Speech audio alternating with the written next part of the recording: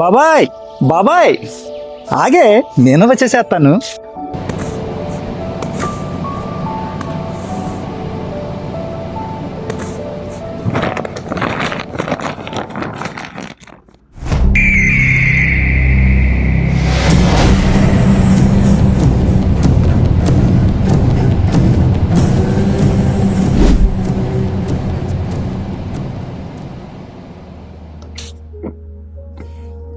బాబాయ్ నీళ్ళు తాగుతావా?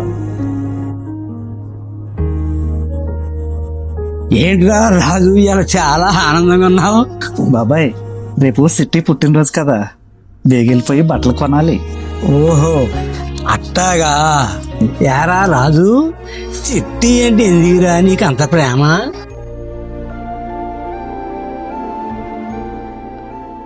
నేను ఎవరూ లేని అనాథని బాబాయ్. అలాంటి నన్ను సేరదీసి ఒక తోబుట్టులా చూసుకుంది. లేదంటే నేను ఏమైపోయేవాణ్ణు. అయినా రాజు, ఆడపిల్లను సాకటం అంటే మాటలు కాదురా. నీకెందుకురా అంత శ్రమ? లేదు బాబాయ్, సిట్టి వాళ్ళమ్మ చనిపోతూ సిట్టిని నా చేతిలో పెట్టి దాన్ని మంచిగా చదివించి ఒక అయ్య చేతిలో పెట్టరా, సిట్టి జీవితం నా జీవితంలో కాకూడదురని మాట తీసుకుంది బాబాయ్. ఈ విధంగా నేను సిట్టి రుణం తీర్చుకుంటా బాబాయ్.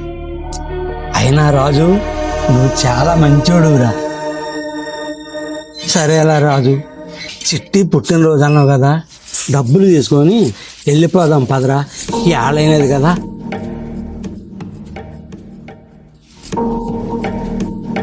దండాల ద్వారా మొత్తం అయిపోయినాయి ధర, మొత్తం ఎత్తేసాం లోడు. సరే, మీ డబ్బులు తీసుకోండి.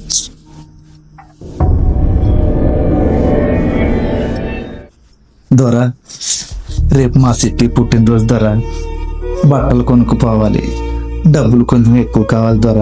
మీరు చేసిన పనికి ఇది ఎక్కువ. వెళ్ళండి. బాబాయ్ తీసుకో బాబాయ్. వంచరా రాజు, చిట్టి పుట్టినరోజు అన్నావు కదా, డబ్బులు సరిపోవు కదా. వంచరా రాజు.